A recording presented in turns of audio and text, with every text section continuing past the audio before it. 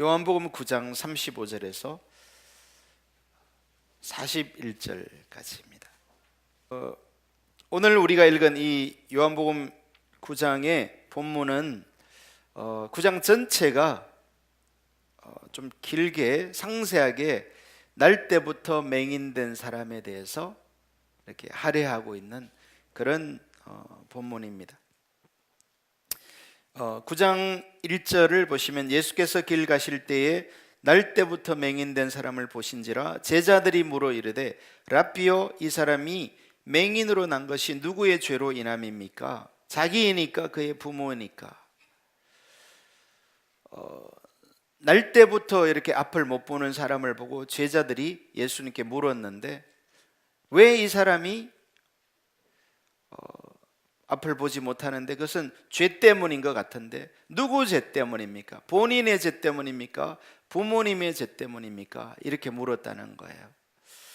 여러분, 유대인들의 이 의식 속에는요, 이렇게 병에 걸리거나 어떤 불행한 일을 겪거나 그것은 그 사람의 죄와 관련이 있다, 이런 생각들을 그 당시에는 했습니다. 옳지 않은 생각인데요. 여러분, 우리의 모든 문제가 죄 때문에 생긴다, 이렇게 말하기는 어렵습니다. 문제는 다양한 이유 때문에 발생합니다. 죄도 중요한 이유이기는 하죠. 어쨌든 그 2000년 전 사람들의 이 의식 속에 이 사람이 소경된 거는 죄 때문인 것 같은데 누구 죄 때문입니까? 이렇게 예수님께 단도직입적으로 물었던 것입니다. 그러자 예수님이 특이한 말씀을 하셨어요. 그 시대의 사람들은 전혀 생각하지 못했던 대답을 3절에 하시는데요, 예수께서 대답하시되 이 사람이나 그 부모의 죄로 인한 것이 아니라.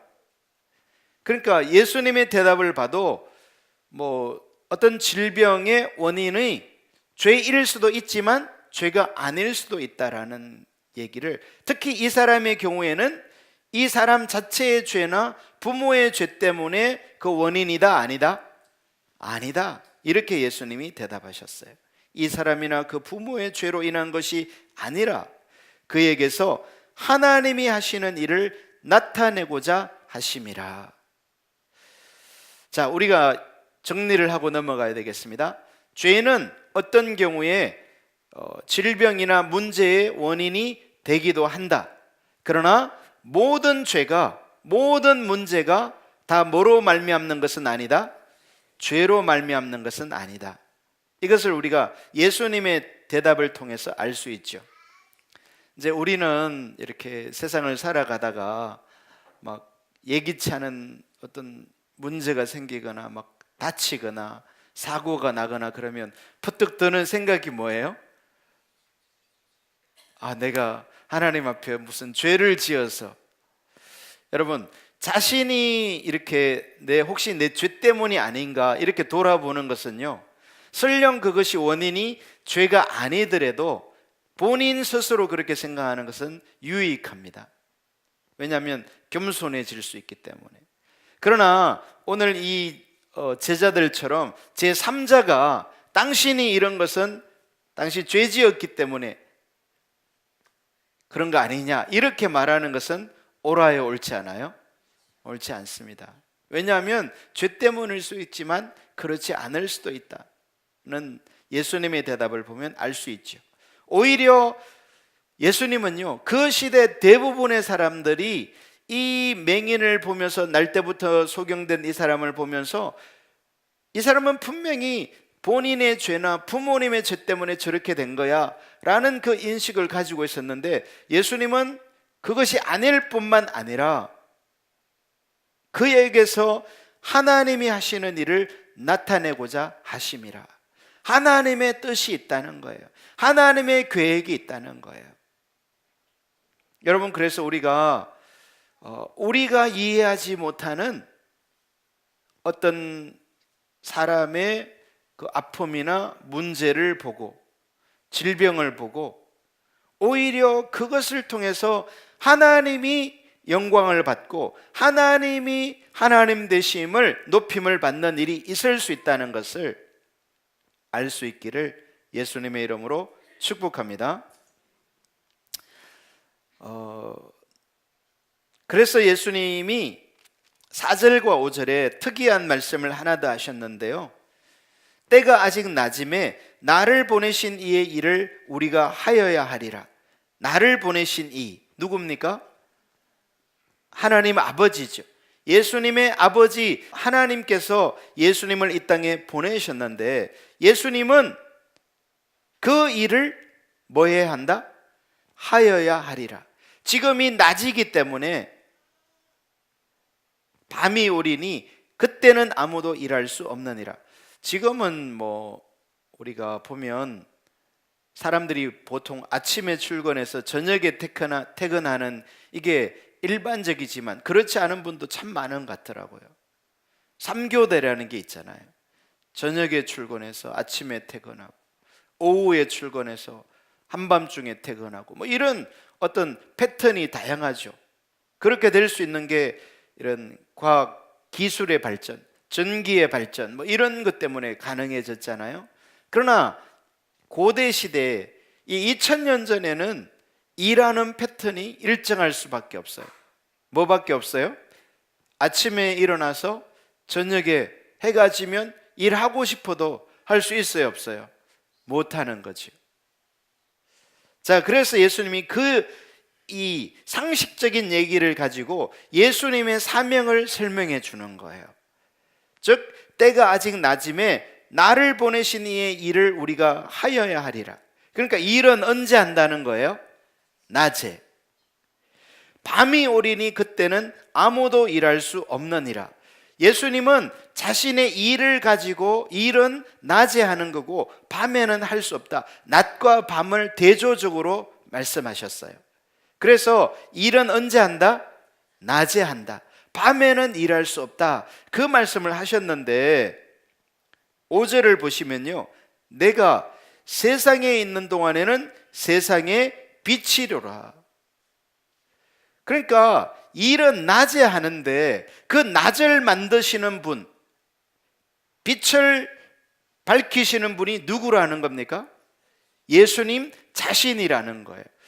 여러분, 우리가 이런 말을 아무에게나 들을 수 있는 얘기가 아닙니다. 예수님이 진짜 세상의 빛이거나 아니면 예수님의 좀 멘탈이 문제가 심각한 거죠. 그렇잖아요, 이거. 사람은 낮에 일할 수밖에 없고 일할 수 없는 밤이 다가오는데 내가 빛이다. 이렇게 말했다는 것은요, 이게 아주 의미가 깊은 얘기예요. 여러분, 그런데 예수님이 지금 이 얘기를 날 때부터 소경된 사람을 앞에 두고 이 얘기를 한 거예요. 그러니까 지금 우리가 여러 가지를 생각해야 되는데 소경과 앞을 보는 것과 못 보는 것, 낮과 밤, 빛과 어둠, 이런 것을 지금 예수님이 함께 섞어서 예수님 자신이 누군지를 드러내주고 있는 겁니다. 할렐루야. 그러면서 예수님이요, 자신이 정말 이 일할 수 있는 낮을 만드는 빛이라고 여러분, 말은 누구나 뭐든지 다 말할 수 있잖아요. 뭐 우리 집에 금송아지가 있다느니, 우리 할아버지가 사또였다느니, 고을 원님이었다니, 군수였다니, 말은 다 할 수 있죠. 그러나 그 말이 실제인가를 책임을 지고 그 말이 실제인 것을 증명해야 되잖아요. 예수님이 자신이 세상의 빛이라는 말을 아주 특이한, 놀라운, 정말 이렇게 아무나 감히 할 수 없는 말을 하셨는데 예수님은 그 말을 증명하셨어요. 어떻게? 날 때부터 소경된 사람을 고치심으로. 여러분, 지금 의학으로도 이렇게 앞 못 보는 사람을 이렇게 못 고치잖아요. 그죠? 그런데 예수님은 2000년 전에 자신이 세상의 빛임을 증명하는데, 세상의 빛임을 어떻게 증명합니까? 그 증명으로서 지금 앞을 못 보는 어둠에 갇혀 있는 사람을 치유하심으로써 자신이 보통 이 사람이 아닌 것을 증명한 거예요. 자, 6절을 보십니다. 이 말씀을 하시고 땅에 침을 뱉어 진흙을 이겨 그의 눈에 바르시고. 여러분, 여기 지금 우리가 지난 시간에 영적 분별력과 관련해서 하나님은 의도적으로 우리의 마음을 뭐 하신다?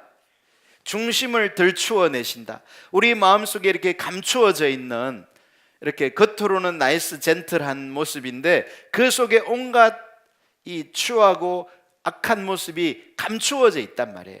우리는 그걸 보는 게 관건이고 보는 게 은혜예요. 할렐루야. 그런데 하나님은 그걸 드러내셔요. 그런데 예수님께서도요, 지금 이 맹인을 얼마든지 그냥 안수를 해주든지 아니면 그냥 명령을 하든지 그렇게 고칠 수 있을까요, 없을까요? 있어요. 그런데 예수님이 하필이면요, 땅에다가 뭐를 뱉어? 침을 뱉어 진흙을 이겨. 여러분, 침으로 진흙을 이기려면 침을 한두 번 뱉어서 돼야 안 돼요? 가래침 큰 거면 한 번으로 혹시 될지 모르지만 침으로 진흙을 이길 정도면요, 침을 몇 번 뱉었을 거예요. 퇴퇴. 그래가지고는 이렇게 끈적끈적해진, 더럽죠. 근데 그거를 가지고 뭐 해버린 거예요? 진흙을 이겨 그의 눈에 바르시고. 그의 눈, 누구 눈이에요? 날 때부터 맹인된 사람 눈에. 우리 뭐 이렇게 갑질 뭐 그런 얘기 많이 하는데 예수님이 병자를 고치시는데, 여러분이 이렇게 치유받고 싶어요? 이렇게 기도, 그렇게라도 나을 수만 있다면 하고 싶다 이럴 뿐 있지만 먼저는 기분이 상할 수 있어요. 여러분, 중심은 제가 말씀드렸죠, 드러나야 되고요, 감추어져 있으면 자신을 못 봐요. 우리는.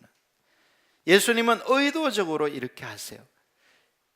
근데 예수님은 예수님이 지금 여기 아까 말했잖아요, 4절에 누구의 일을 하여야 하리라? 나를 보내신 이의 일을 하여라. 즉 하나님 아버지의 일을 하시는 거예요. 예수님은 지금 진흙에다 침을 뱉고 그것을 이겨서 이 맹인의 눈에 바르는 이 행동도요, 예수님의 아이디어가 아니에요. 예수님이 이렇게 하면 좋겠다, 이게 아닙니다. 예수님은 철저히 아버지의 친밀함 속에서 아버지의 뜻을 깨닫고 순종하는 거거든요. 하나님은, 그래서 우리가 하나님께서 하나님을 행하실 때요, 우리의 중심이 드러나요. 그리고 7절에 이르시되 실로암 못에 가서 씻으라 하시니.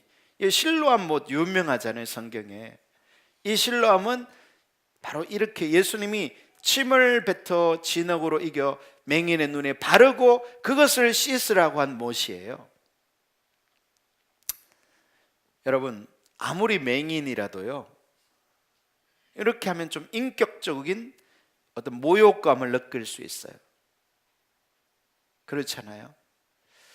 그러면 이 맹인이 몇 가지 일을 결정할 수 있죠. 다시는 예수 앞에 안 나타나야 되겠다. 나타났다가는 침 뱉어가지고 진흙 이겨서 또 눈에 바르면 어떡해? 그렇게 생각할 수 있고요. 또 하나는 뭐 오늘 성경의 본문처럼 이 사람이 그냥 순진하게 실로암 못에 가서 씻을 수 있죠. 여러분, 우리가 성경을 보니까 이게 쉬운 것 같죠? 여러분 자신의 일이라고 생각해 보세요.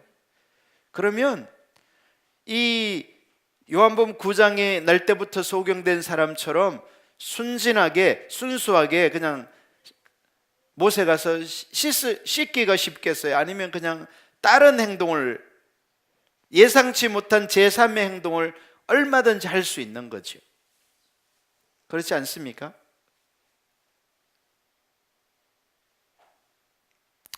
여러분, 우리가 그 사무엘상 3장을 보면요, 사무엘이 하나님의 음성이 뭔지 몰랐다가 하나님의 음성을 듣게 되는 얘기가 자세하게 나와요. 그게 뭐냐면 사무엘이 이렇게 어머니의 그 젖을 떼자마자 성전에 맡겨져서 엘리 제사장에 의해 키워져요. 엄마랑 같이 살지 못하고 이렇게 성전에서, 그러니까 여러분이 자녀를 낳았는데 젖을 떼자마자 이렇게 등대교회에 맡겨서 저희가 기르고 교회 안에서 이렇게 자란 뭐 그런 아이 실제가 없어가지고 감이 안 올 수 있는데, 그런 식으로 사무엘이 키워진 겁니다. 그러니까 사무엘 잠자리는요, 이런 뭐 강대상이에요. 집에서 자는 게 아니라 이런 데서 자다가 엘리 제사장이 사무엘아 부르면 달려가서 뭐 심부름도 해주고 물도 떠다 드리고 뭐 이런 자질구레한 일도 해드리는 이런 삶을 살았어요. 근데 어느 날 사무엘이 이렇게 자는데 음성이 들리는 거예요. 사무엘아, 사무엘아. 여러분, 사무엘 부를 사람 누구밖에 없어요? 성전에서 제사장밖에 없잖아요. 그래서 그가 제사장이 주무시고 있는 사택 가까웠나 봐요. 달려갑니다. 밤중에. 그리고 저를 부르셨습니까 하고 이렇게 띵동하고 누르니까, 그때는 뭐 초인종 없었겠지만, 근데 엘리 제사장이 약간 짜증 섞인 목소리로 안 불렀는데 가서 자라. 그래서 와서 자리에 누웠어요. 그리고 또 잠들었는데 또 부르는 거예요. 자, 여러분이 잠들었다가 누가 부르는데 갔더니 아무 일도 없었다고 했어요. 그러면 또 음성을 들었어요. 그러면 우리가, 여러분, 이 사무엘은 엘리 제사장에게 달려가요. 또 근데 그렇게 하는 게 쉬운 게 아니에요. 왜냐하면 이미 아닌 것을 경험했거든요. 그러기를 3번을 달려갑니다. 제가 말하고자 하는 것은요, 중심을 드러내는 거다 이거예요. 갔는데 안 불렀다는 거예요. 갔는데 안 불렀다는 거예요. 그리고 그게 낮 시간이 아니에요. 한참 잠자고 있을 시간에.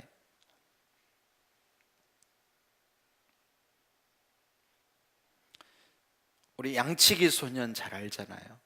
그죠?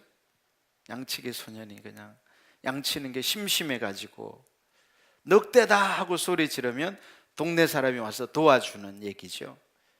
근데 너무 심심해가지고 한번 늑대다 소리 질렀더니 동네 사람들이 어떻게 한 거예요? 막 꽹이니 사비니 막 호민이 들고 와 막 달려와서 막 늑대가 어디 있어? 우리가 쫓아줄게 하는 모습이 너무 재밌는 거예요.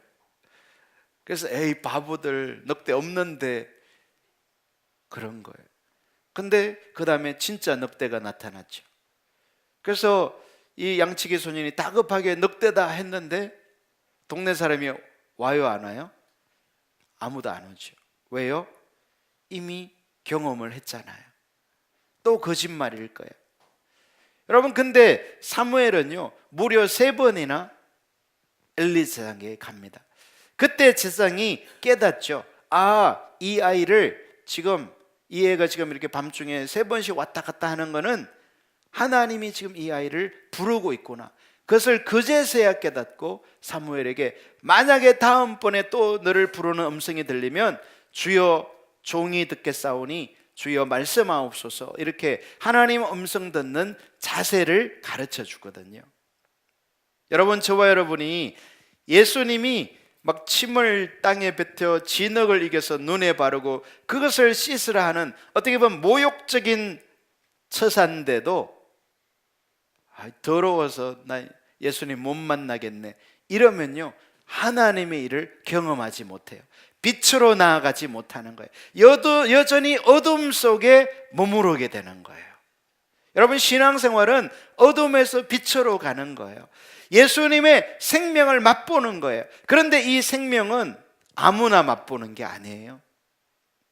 이 생명은요 반드시 이 중심이 올바를 때, 이 중심과 아주 관련이 있는 거예요.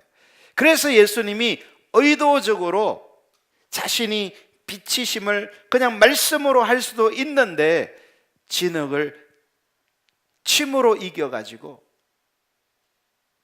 이 침에는 더럽기도 하지만 또 냄새도 나잖아요. 그죠? 침 냄새. 침을 해가지고 이렇게 코끝에 바르면 어떻게 돼요? 침 냄새 하루 종일 가죠. 뭐 씻어도 냄새 나는 것 같잖아요. 근데 그걸 예수님이 그냥 눈에다 발라가지고 씻으라. 그런데 7절을 보면요, 실로암은 번역하면 보냄을 받았다는 뜻이라. 여러분, 저와 여러분은 다 실로암, 하나님으로부터 날마다 보냄을 받습니다. 아멘. 하나님의 뜻에 순종하라고 보냄을 받는데요, 그것을 우리의 마음이 거부하기가 쉬워요. 하나님은 보내시는데 우리의 마음이 거부하면요, 이제 나중에는 하나님이 더 안 보내세요. 그러면 어떻게 되느냐? 나는 소경처럼 어둠에 머물러 있게 되는 거예요. 소경처럼 하나님의 다림줄, 하나님의 기준을 보지 못하는 영적 소경이 되는 거예요. 자, 이 사람이 보냄을 받은 그 실로암에 어떻게 했어요? 이에 가서 씻고 밝은 눈으로 왔더라. 여러분, 여기 동사가 3개 나옵니다. 무슨 동사예요? 첫 번째 동사가 뭐예요? 이에 가서, 갔다는 거예요. 주님이 보내니까 실로암에 가서 씻으라 하니까 갔다는 거예요. 여러분, 주님이 가서 씻으라 그래도 안 가기가 쉬워요. 주님이 오라 하는데도 안 가기가 쉽다니까요. 주님이 가라 하는데도 안 가는 거예요. 뭐가 다 가로막는 거예요? 내 마음이, 내 생각이 주님의 뜻을 가로막는 겁니다. 그러면 이 소경은 가지 않으면 어떻게 되는 거예요? 여전히 보지 못하는, 여전히 어둠 속에 머물러 있는 거예요. 여러분, 지금 잘 보셔야 돼요. 제가 이 3가지가 섞여 있다고 했어요. 지금 소경 얘기를 하고 있는 거예요. 육신적 소경 얘기를 하는데 이것은요, 영적 얘기를 하는 거예요. 그러니까 우리의 영혼이 어둠 속에 소경과 같이 앞을 보지 못하는, 하나님의 뜻을 보지 못하는 자가 될 수 있는데 어떻게 하면 그렇게 된다는 겁니까? 주님이 가라 말씀하시는데 내 생각이, 내 가치관이 그것을 방해하게 되면 뭐가 돼버리는 거예요? 소경이 되는 거예요. 그런데 감사하게도 오늘 이 본문의 소경은 첫 번째 동사가 뭐였다고요? 가서. 주님이 가라 말씀하시니까 사실 이미 좀 약간 상처를 받을 수 있는 상황이었어요. 그렇잖아요. 제가 막 침 뱉어가지고, 여러분 그냥 머리에 안수하면 머리 감고 왔는데 뭐 하는 거야. 뭐 제가 그러지 않겠지만, 여러분, 제가 그렇게는 안 하지만 우리의 중심을 드러낼 때는 많아요. 하나님은 오늘날도 이렇게 침 뱉어서 우리에게 실로암으로 가라고 하지는 않을지 모르지만 우리의 중심을 드러낼 때는 많다는 사실이에요.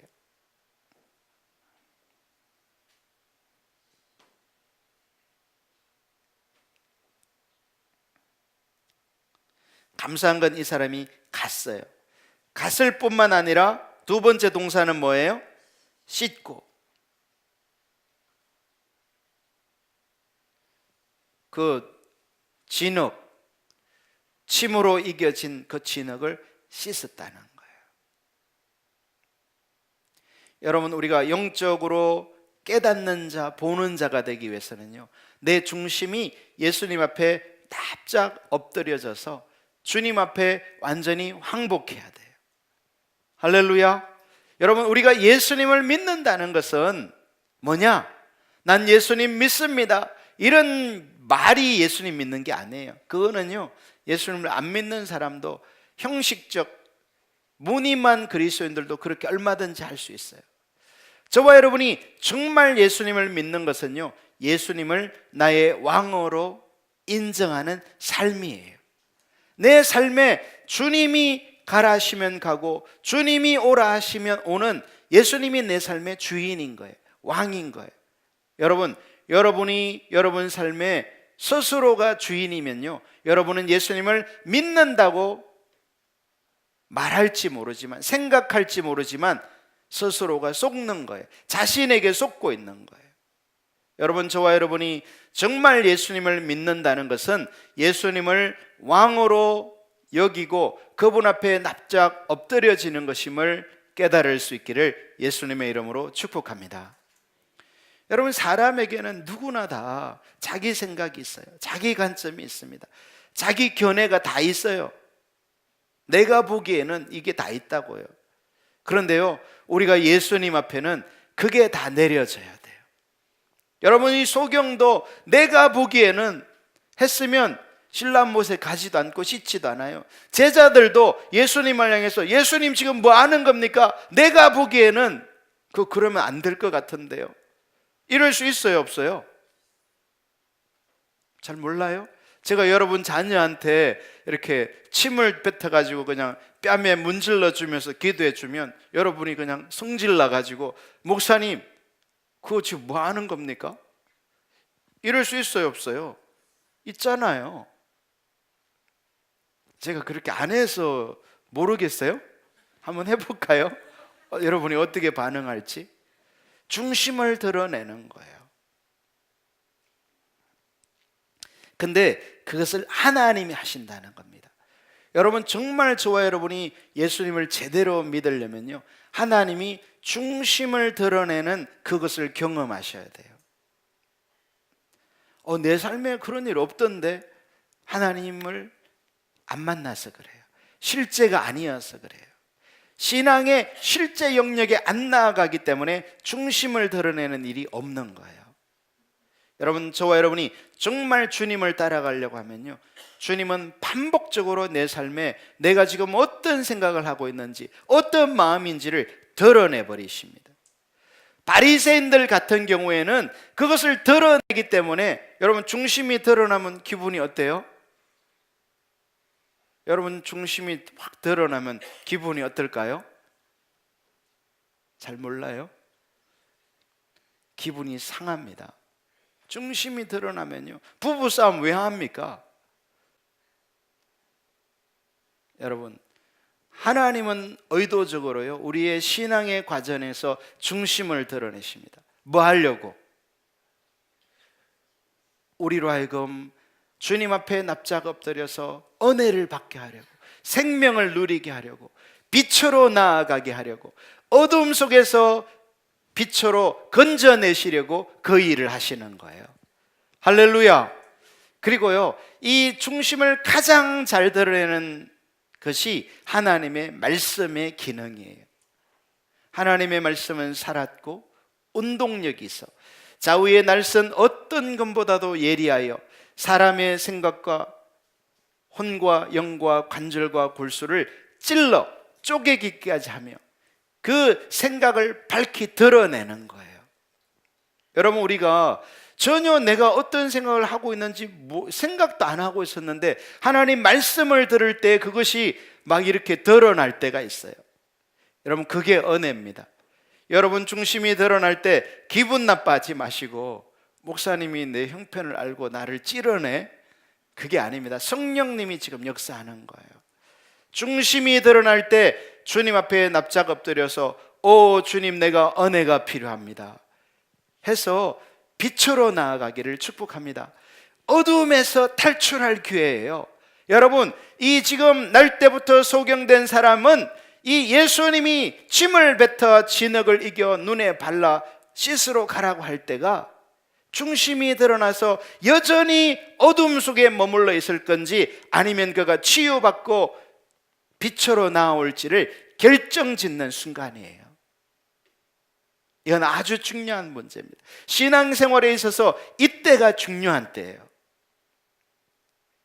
기분 상할 수도 있고 내 생각대로 할 수도 있고 이거 뭐야 이거 하면서 그냥 집으로 가서 씻을 수도 있죠.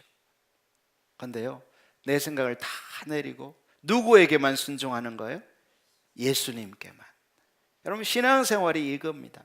신앙생활은 예수님으로부터 듣고 예수님께만 순종하면 놀라운 은혜가 임하게 돼 있어요. 할렐루야. 여러분이 성경을 읽으면서 성경에 나오는 이런 요한복음 9장과 같은 이런 기적들 경험하고 싶으시죠? 할렐루야. 그럼 어떻게 하느냐? 오늘날은 하나님이 더 이상 역사를 안 하느냐? 아니에요. 주님의 뜻에 나를 부인하고 온전히 순종하면 하나님이 역사하시는 거예요. 지금도 하나님은 살아계세요. 할렐루야. 그래서요, 이에 가서 씻고 어떻게 됐어요? 밝은 눈으로 왔더라. 좀 전까지는 어떤 눈이었는데? 어두운 눈. 여러분, 우리의 마음이 하나님께서 중심을 드러내실 때 바르게 반응하면요, 빛을 보게 돼요. 생명으로 나아가게 됩니다. 하나님을 경험하게 됩니다. 삶이 변화되고, 지금 태어날 때부터 어둠이었으나 이제부터는 밝음을 경험하는, 예수님이 내가 세상에 있는 동안에는 세상의 빛이로라 하는 말씀에 그 실제를 누리게 되는 거예요. 할렐루야. 근데 과정이 있죠. 쭉 설명한 것처럼 이 중심이 드러났을 때에 바르게 반응하는, 이게 관건이에요. 많은 사람들이 이 관문을 넘어가지를 못하는 거예요. 그래서 믿음이 안 자라요. 10년, 20년, 30년이 돼도 믿음이 안 자라요. 왜 안 자라느냐? 첫째는 중심이 드러나는 일이 없고, 혹시 중심이 드러날 일이 있으면 그냥 인간적으로 반응해 버리기 때문에 주님께 온전히 순종해야 되는데 그걸 못하는 거예요. 우리 지난주에 하나님이 은혜를 부으시되, 누구에게 은혜를 부으신다 했어요? 하나님은 교만한 자를 대적하시되 겸손한 자에게는 은혜를 주시나니라. 할렐루야. 그래서요, 이 중심이 드러났을 때 주님께 순종하기 위해서는 마음이 겸손해야 돼요. 내 생각대로, 내 관점대로. 여러분, 성경에는 이런 게 많이 나옵니다. 여러분, 우리가 누가복음 5장에 보면 제자들이요, 예수님을 처음 만나던 날 갈릴리 바다에서 밤새 물고기를 잡았어요. 그들은 어부예요. 직업이 어부예요. 낚시 간 게 아니고요, 직업적으로 어부예요. 그런데 밤새도록 고기를 잡았는데 한 마리도 못 잡았어요. 마음이 좋겠어요, 안 좋겠어요? 안 좋죠. 밤새 고기 잡았는데, 낚시를 가도 고기 못 잡으면 기분이 별론데, 어부가 생업인데 고기를 못 잡았으니. 그리고 어부들은요, 이 하는 일이 꼭 뭐냐면 그물을 손질해서 그 다음 순간에 바로 그물을 던질 수 있도록 준비하는 게, 그물을 씻고 그물을 준비하는 일을 하게 돼 있어요, 아무리 피곤해도.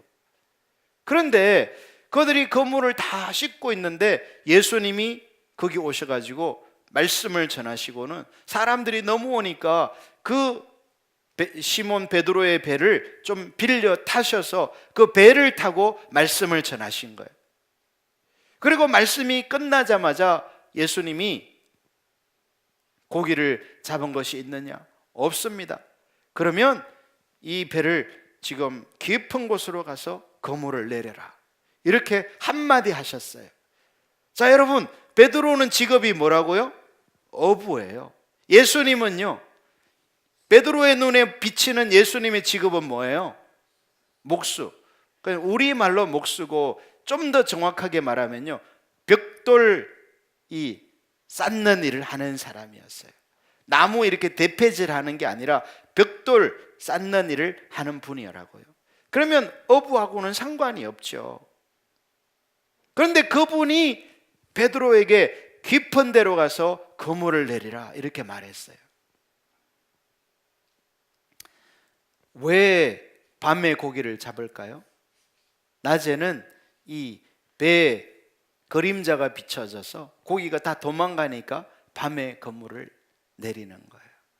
그리고 그물은 무조건 깊은 데 가서 내리는 게 아니라 이렇게 수초나 이런 고기들이 숨어 있을 만한 곳에 가서 그물을 내리는 게 어부의 상식이죠.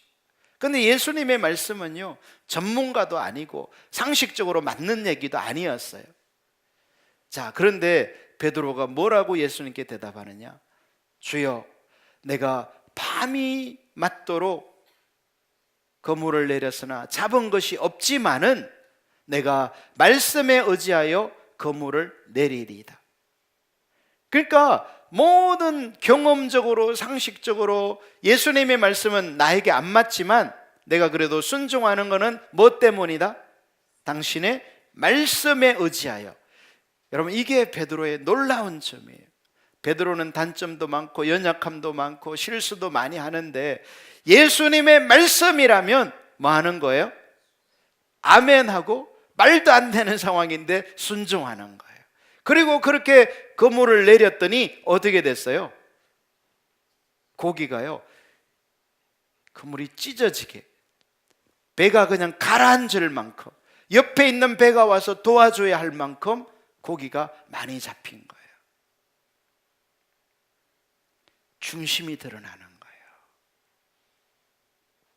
베드로는 그렇게 못하겠습니다 할 이유가 예스라고 할 것보다 100가지는 더 많아요. 지금 이미 밤새도록 고기 잡았기 때문에 피곤해요. 다시 그물을 내리면 또 손질해야 돼요.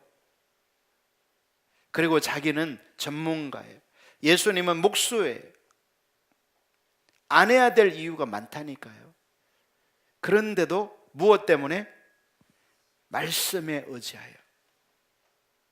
그리고 그가 그렇게 고기 잡는 경험을 통해서 그는 예수님께 주여 나를 떠나소서 나는 죄인이로소이다. 예수님이 그는 그물을 내리리다 라고 말할 때는 랍비여, 선생이여 라고 불렀다가 칭호가 바뀌어요. 주님. 여러분, 신앙생활은 바로 이겁니다. 예수님을 나의 주, 나의 하나님, 나의 왕으로 인식하는 거예요. 내 생각이 있습니다. 내 경험이 있습니다.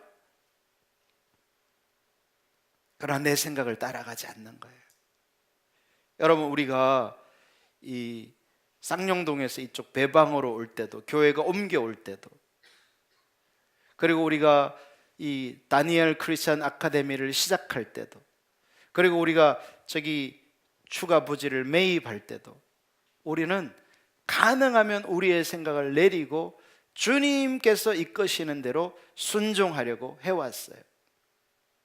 왜? 그게 성경이 우리에게 가르쳐주는 신앙이니까. 그러나 여러분, 그 하나하나의 가정에서 우리는요, 우리의 중심이 드러날 수 있어요. 내가 보기에는, 내 생각에는, 여러분, 내가 보기에는 이게 하나도 안 중요합니다. 오히려요, 내가 보기에는 이 생각은 주님을 못 따라갑니다. 그것은 주님과 원수되는 길이에요. 저와 여러분은 하나님의 뜻이라면 내가 순종하겠습니다. 한번 따라하겠습니다. 하나님의 뜻이라면 순종하겠습니다. 여러분, 이게 신앙생활이에요. 하나님은 그런 사람을 어둠에서 건져내 빛을 보게 하세요. 자신이 빛인 것을 증명해 주세요. 할렐루야. 그러나 여전히 자기 중심에 머물러 있는 사람은요, 본인도 어둠이고 세상도 깜깜해요. 그래서 일할 수 있어요, 없어요? 아까 말했죠? 어둠에는 일할 수 있다, 없다? 없다. 그래서요, 이게 무슨 말이냐면 하나님과 동력자가 될 수 없는 걸 말해요.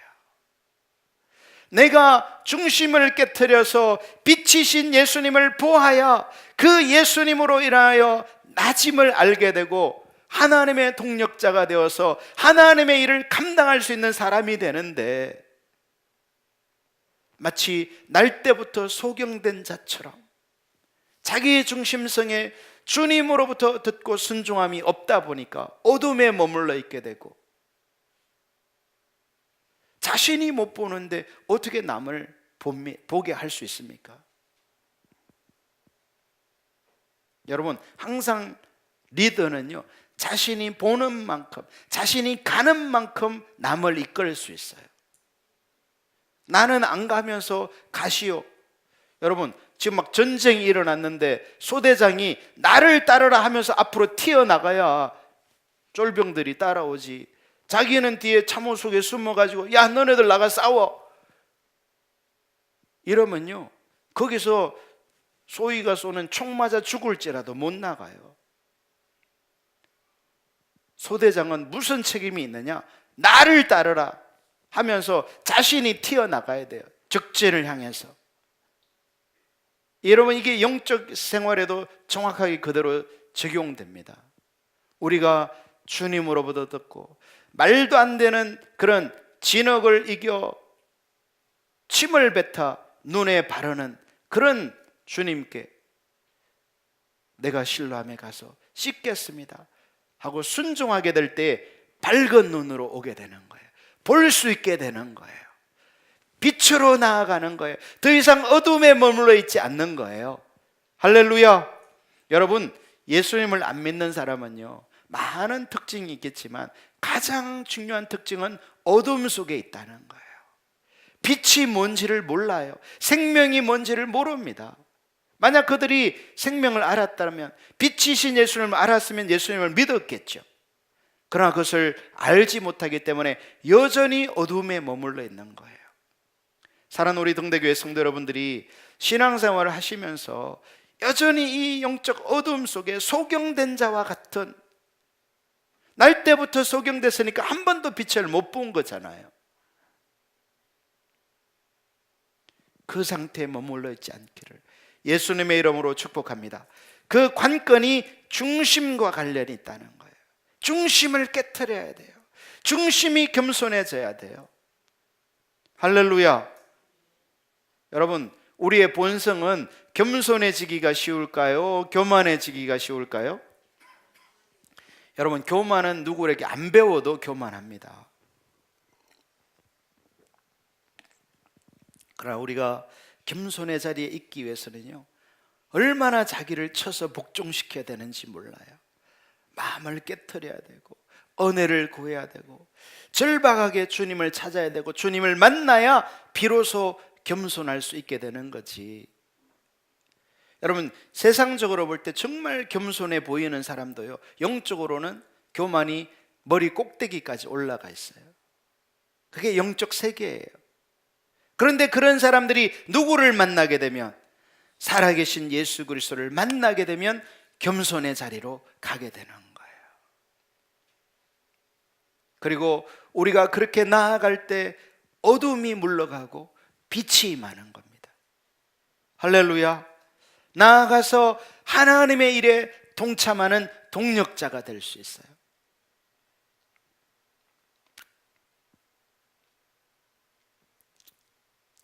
팔 절 보십니다. 이웃 사람들과 전에 그가 거린인 것을 보았던 사람들이 이르되 이는 앉아서 구걸하던 자가 아니냐. 어떤 사람은 그 사람이라 하며 어떤 사람은 아니라 그와 비슷하다 하거늘. 왜 그와 비슷하다 하겠어요? 이 신수가 너무 달라진 거예요. 예? 그냥 소경이고 거린일 때는 꾀죄죄 해가지고 그냥 보기만 해도 불쌍했어. 그런데 지금은 어떻게 된 겁니까? 지금은 눈도 보이고 씻기도 하고 옷도 갈아입고 완전 달라져 버린, 인생이 바뀌어 버린 거예요. 그래서 사람들조차도 못 알아볼 정도로. 사랑하는 우리 동대교회 성도 여러분들은 변화되는 성도가 되기를 예수님의 이름으로 축복합니다. 늘 그 모습으로 하나님이 어제나 오늘이나 영원토록 동일하신 것처럼 성도들도 변화되지 않은 채 동일한 성도는요, 이건 문제가 많은 거예요.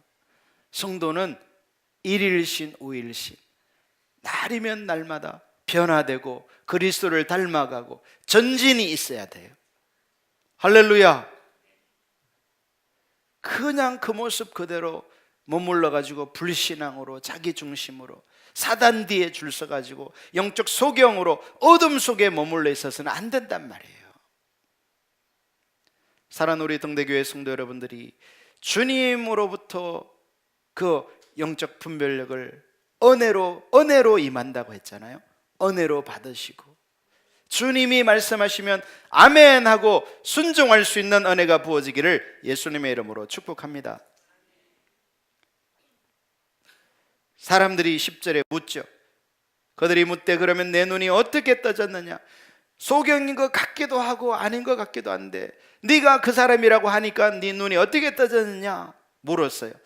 대답하되 예수라는 그 사람이 진흙을 이겨 내 눈에 바르고 나더러 실로암에 가서 씻으라 하기에 가서 씻었더니 보게 되었노라. 정확하죠. 신앙생활은요, 주님이 말씀하시면 내가 그대로 순종하면 역사는 누가 하신다? 주님이 하세요. 할렐루야. 다니엘 크리스천 아카데미요, 한 학기 지났는데 하나님이 정말 놀라운 일을 행하시는 것 같아요. 제가 보기에는 정말 제가 우리 대학생 두 딸을 거기 보내고 싶을 만큼, 다시 애를 낳아가지고 보내고 싶을 만큼, 뭐 제가 잘 정확하게는 모르지만 막 이렇게 4, 5등급 맞던 애가 막 모의고사 1등급으로 몇 달 만에, 그게 말이 돼요? 학원도 안 갔는데. 성적만이 아니라 근본적으로 세상의 가치관이 아니라 하나님을 추구하는 방향으로 바뀌어져야 돼요, 우리 다음 세대들이. 할렐루야. 주님이 말씀하시기 때문에 변변한 교사 한 명 없는데도 하나님이 책임지는 걸 볼 수 있어요. 할렐루야. 여러분의 자녀가 있건 없건 이 다니엘 크리스천 아카데미 하나님이 이끌어 가시는 거예요. 하나님이 그 뜻을 이룰 수 있도록 기도하고 물질로 지원할 수 있기를 예수님의 이름으로 축복합니다. 아멘. 여러분, 중요한 것은요, 내가 아이디어를 내고 내가 이루어가는 것은요, 내가 해야 돼요. 힘들어요. 그래서 불가능해요. 될 때도 있지만 안 될 때가 더 많아요. 그러나 우리가 주님께 순종하고, 여러분 이 사람 대답 아주 심플하잖아요. 예수라는 그 사람이 진흙을 이겨 내 눈에 바르고 나더러 실로암에 가서 씻으라 하기에 가서 씻었더니 봤다. 이게 빛을 보는 비결이에요. 생명을 얻는 비결인 거예요. 할렐루야. 신앙생활을 이렇게 하시는 거예요. 아멘. 사단을 따라가지 마시고 세상을 따라가지 마시고 자기 중심이라는 감옥의 어둠에 갇혀가지고 영원히 빛을 못 보는 그런 신앙생활 하지 마세요. 마음을 깨트려요. 마음을 무너뜨려요. 중심을 드러내실 때 주님 당신이 옳습니다, 주님 뜻대로 하시옵소서, 이렇게 하셔야 돼요. 할렐루야. 그들이 전에 맹인이었던 사람을 데리고 바리새인들에게 갔더라. 예수께서 진흙을 이겨 눈을 뜨게 하신 날은 안식일이라. 또 하필이면 그날이 무슨 날? 안식일. 그러므로 바리새인들도 그가 어떻게 보게 되었는지를 물으니 이르되 그 사람이 진흙을 내 눈에 바르매 내가 씻고 보나이다 하니, 바리새인 중에 어떤 사람은 말하되 이 사람은 예수님입니다. 안식일을 지키지 아니하니 하나님께로부터 온 자가 아니라 하며. 그렇잖아요. 만약 예수가 하나님께로부터 왔으면 하나님이 명령한 안식일을 깨트릴 리가 없다는 거죠. 자, 여러분 여기서 우리가 한 가지 질문을 해야 돼요. 그러면 예수님은 안식일을 깨트렸는가, 어겼는가? 여러분, 예수님은 안식일을 어겼나요? 안식일이 뭐예요? 안식일날 일하지 말고 쉬라는 거잖아요. 그런데 예수님은 그 사람 눈에 진흙을 바르고 가서 씻으라고 말씀하셨어요. 자, 그러면 바리새인들이 논쟁이 일어났습니다. 그런데 그들의 생각은 뭐냐면요, 예수님이 안식일을 어겼다는 것은 그들의 가치관 속에서의 안식일이에요. 여러분, 예수님이 안식일의 주인이 누구다? 예수님 자신이다 말씀하셨죠. 그러니까 사람이, 안식일이 사람을 위하여 있는 거예요. 예수님을 위하여 존재하는 거예요. 여러분, 우리가 율법주의적으로 안식일을 지켰다고 해서 안식일을 지킨 게 아니에요. 하나님을 떠나 있으면요, 안식일을 지켜도 그게 지킨 게 아니에요. 하나님의 뜻 안에 거할 때에 진정한 안식일을 지키게 되는 것입니다. 아멘. 어떤 사람은 말하되 죄인으로서 하나님으로부터 오지 않았다면 어떻게 이러한 표적을 행하겠느냐 하여, 여기 여러분 표적이라는 말 나오잖아요. 제가 자주 설명했는데요, 이 표적이라는 단어는 사인이라는 말이에요. 여러분, 사인, 야구할 때 이렇게 투수가 공을 던지려고 하면 포수가 뭐 이렇게 막 사인을 하잖아요, 그죠? 그 사인을 보고 공을 던지는 거예요. 여러분, 우리가 운전을 하면 서울로 가려면 경부선을 타고 상행선으로 가죠. 그러면서 사인, 서울 몇 킬로, 뭐 80km, 70km 사인을 보고 가잖아요. 표적을 보고. 표적이라는 것은 예수님이 하나님의 아들이심을 보여주는 거예요. 즉 예수님이 아까 나는 세상의 빛이라 라는 말을 그냥 말로만 한 게 아니라 사인을 보여준 거예요. 내가 하나님의 아들인 것이, 내가 세상에 비친 사인을 보여주셨는데 그게 뭐예요? 소경된 자를 보게 함으로, 어둠 속에 갇혀있는 자를 빛으로 이끌어내므로 자신이 진정한 빛임을 드러낸 거예요. 할렐루야. 여러분, 우리도 어둠에 갇혀 있을 수 있어요. 우리도 보지 못할 수 있어요. 우리도 소경일 수 있어요. 우리도 어둠에 갇혀서 하나님의 일을 감당하지 못하는 자일 수 있어요. 그런데 뭐를 보고?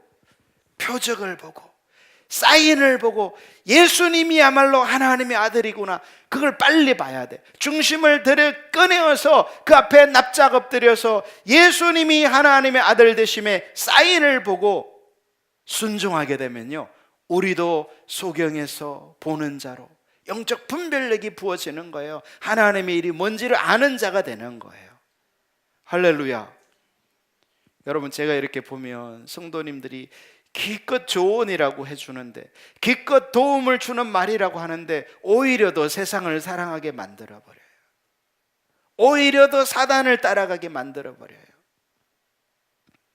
여러분, 우리의 조언은요, 빛이신 예수님께 나아가도록 하는, 그게 조언이에요. 할렐루야. 어두움에서 빛으로 나아가도록 해주는, 그게 도움을 주는 거예요. 돈을 100만원을 줬다, 1000만원을 줬다, 그게 도움이 아니에요. 우리는 진정한 도움은요, 예수님, 빛이신 예수님 만나도록 도와주는 게 도움이에요. 할렐루야. 말씀드렸잖아요. 사람은요, 지금 이 요한복음 9장에는 날 때부터 소경된 사람이 등장하지만 사람은 기본적으로 소경이에요. 기본적으로 보지 못해요. 여러분, 우리가 육신으로 보기 때문에 내가 영적으로 본다고 생각하면 착각입니다. 여러분, 우리는 다 소경이에요. 우리는 중심이 드러났을 때 그것을 깨트리고 예수님 앞에 엎드릴 때 비로소 영적으로 보는 자가 되는 거예요. 빛으로 나오는 거예요. 낮으로 나오는 거예요. 하나님의 일을 감당할 자가 되는 거예요. 할렐루야. 진리가 드러나기를 예수님의 이름으로 축복합니다. 그래서 여러분, 저와 여러분이요, 어둠 속에 있으면서, 소경 가운데 있으면서 마치 보는 자처럼 체하면 안 돼요. 은혜를 구해야 돼요. 오 주님, 내가 소경입니다. 당신이 침을 뱉어 진흙을 이겨 내 눈에 바르던 상관없이 나는 주님께 순종하겠습니다. 이 자세가 있을 때에 영적인 눈이 열려지는 겁니다. 할렐루야. 35절을 보겠습니다. 예수께서 그들이 그 사람을 쫓아냈다 하는 말을 들으셨더니, 결국 이 사람이 예수님을 인정하는 발언을 하니까 쫓아내버렸어요. 공동체 가운데 못 들어오도록. 말을 들으셨더니 그를 만나사 이르시되 내가 인자를 믿느냐. 여러분, 이제 눈만 고쳐주는 게 아니라 진정한 믿음으로 이 사람을 이끌어 가십니다. 인자를 믿느냐? 대답하여 이르되 주여 그가 누구시니까 내가 믿고자 하나이다. 예수께서 이르시되 내가 그를 보았거니와 지금 너와 말하는 자가 그이니라. 예수님이 말을 좀 어렵게 했어요. 내가 그이다 이렇게 말한 건데, 과거에도 보았고 지금 너와 말하는 그가 인자다. 이르되 주여 내가 믿나이다 하고 절하는지라. 보십시오. 이 날 때부터 소경되었다 치료받은 사람이요, 예수님이 인자다 하니까 뭐 했어요? 절했다. 즉 납작 엎드렸다는 거예요. 과거에도 예수님의 말씀이면 순종했거니와 지금도, 그러니까 믿음의 길로 나아가기 위해서는 뭐 하면 되는 거예요? 예수님께 납작 엎드려서 예수님이 말씀하시면 아멘 하며 순종하는 이 사람이 믿음으로 가는 거예요. 여러분, 믿음이 자라나기를 원하십니까? 그러면요, 간단해요. 주님이 말씀하실 때 예스, 방해가 많아요. 못할 이유가 100가지나 된다니까요. 소경이 못 갈 이유가 많고 베드로가 그물 못 내릴 이유가 많은 것처럼 저와 여러분도 똑같아요. 오늘날도 동일합니다, 원리는. 그래서 주님이 말씀하실 때 못할 이유가 많지만은 그 앞에 납작 엎드리는 자가 되기 때문에 여러분, 요 자세를 배우셔야 신앙이 출발하는 거예요. 이걸 못 배우신 분들은요, 교회를 30년, 40년, 50년 다녀도 신앙이 출발도 안 하고서 그저 예수님 믿는다 이러고 있는 거예요. 아니에요, 여러분. 속지 마십시오. 예수님이 말씀하시면 내가 주님 말씀 앞에 따르고 순종하겠습니다, 요걸 배우면 신앙이 시작되고 놀라운 역사가 삶 속에 일어나게 되는 거예요. 개인적으로도 일어나고요, 가정적으로도 일어나고 교회적으로도 일어나고 나아가서는 세계 열방 가운데도 이 일은 놀라운 기적의 역사가 일어나게 되는 거예요. 할렐루야. 성경 하나님의 말씀은 진리이기 때문에 진리는 변함이 없어요. 이 원리는 변치 않는 것입니다. 아멘. 주여 내가 믿나이다 하고 절하는지라 예수께서 이르시되, 아주 중요한 말씀을 하십니다. 내가 심판하러 이 세상에 왔으니, 자, 예수님의 심판이 뭔지 보세요. 보지 못하는 자들은 보게 하고, 예수님은 누구를 보게 해요? 보지 못하는 자들, 날 때부터 소경된 자들. 그런데 예수님이 보게 하려면 제가 쭉 설명한 중심이 드러났을 때 겸비된 자, 이 자세가 있어야 보지 못하는 자들은 보게 되는 거예요. 또 보는 자들은 맹인이 되게 하려 함이라. 보는 자들이 뭐예요? 자칭 보는 자들이에요. 여기 여러분 볼펜 있으면 가로치고 자칭이라고 써놓으세요. 자기 스스로는 본다고 생각하지만 실제로는 뭐한 거예요? 여전히 소경인 거예요. 맹인인 거예요. 보지 못해요. 그래서 자칭 본다라고 생각하는 사람은 뭐가 되도록? 맹인이 되게 하도록 하는 게 예수님의 심판이다라는 거예요. 여러분, 우리 신앙생활, 내가 스스로 본다고 생각하고 내가 스스로 안다라고 생각하는 순간 우리는 여전히 맹인으로 머물러 있을 가능성이 농후한 것입니다. 주님 앞에 엎드려야 돼요. 내 생각을 내려놔야 합니다. 말씀에 동의해야 돼요. 베드로가 주여 내가 밤이 맞도록 수고하였으나 얻은 것이 없지만은 말씀에 의지하여 그물을 내리겠습니다 라고 했던 것처럼 우리 동대교회 성도 여러분들이 주님의 말씀에 동의하여 신앙생활 하기를 축복합니다. 상식에 의하여 신앙생활 하면요, 소경으로 남아있는 거예요. 맹인으로 남아있는 거예요. 어둠 속에 남아있어서 사단의 종이 되고 밥이 될 뿐이에요. 빛으로 나와야 하나님의 일을 한다고 했잖아요. 빛으로 나오기를 축복합니다. 앞으로 동대교회에 놀라운 하나님의 부흥이 임하게 될 것입니다. 그때 빛으로 나와서 주님의 일을 감당해야 되는데 내가 여전히 소경이면요, 하나님이 역사하셔도 나는 상관없어요. 나는 안 보이는데 뭐, 나는 여전히 소경인데요. 눈이 열려져야 돼. 영적인 안목이 열려지기를 축복합니다. 자, 40절. 바리새인 중에 예수와 함께 있던 자들이 이 말씀을 듣고 이르되 우리도 맹인인가? 우리도 못 보는 자여서 맹인 되려고 하는 그 심판 속에 있는가? 자문한 거예요. 예수께서 이르시되 너희가 맹인이 되었더라면 죄가 없으려니라. 무슨 말이에요? 너희가 못 보는 자임을 인정하고 인자 구원자이신 예수님께 나와 주님 보게 해주세요. 주님이 말씀하시면 내가 순종하겠습니다. 이런 자세가 있었더라면 죄가 없으려니와 본다고 하니, 여기 본다고 하는 말은 또 뭐예요? 자칭이죠. 자칭. 스스로 그렇게 인식하니 너희 죄가 그대로 있느니라. 하나님의 중심이 드러났을 때 마음을 깨트리지 못하면요,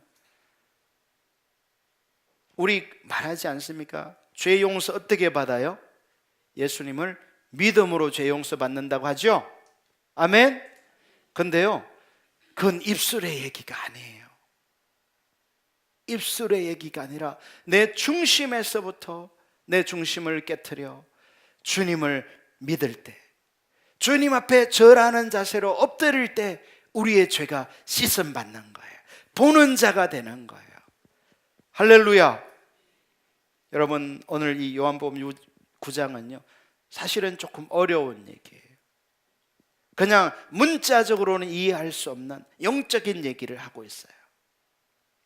주님은 날 때부터 소경된 자를 치유하심으로 자신이 빛이심을 드러내셨고, 영적으로 보는 자가 되기 위해서는 자신이 소경인 걸 인식하고 주님의 은혜를 구해야 되고, 주님의 도움을 구해야 치료가 일어나는 거예요. 아멘. 그러나 마치 내가 보는 자처럼, 내가 소경되지 아니한 자처럼 마음을 완악하게 강팍하게 가지게 되면은 여전히 보지 못할 뿐만 아니라 나아가서 어둠 속에 머물러 죄가 그대로 있게 되는 심각한 결과를 가져온다는 사실이죠. 하나님께서 은혜를 주셔서 저와 여러분이 치유되는, 회복되는, 빛을 보는, 빛이신 주님과 동행하는 주님의 동력자가 되시기를 예수님의 이름으로 축복합니다.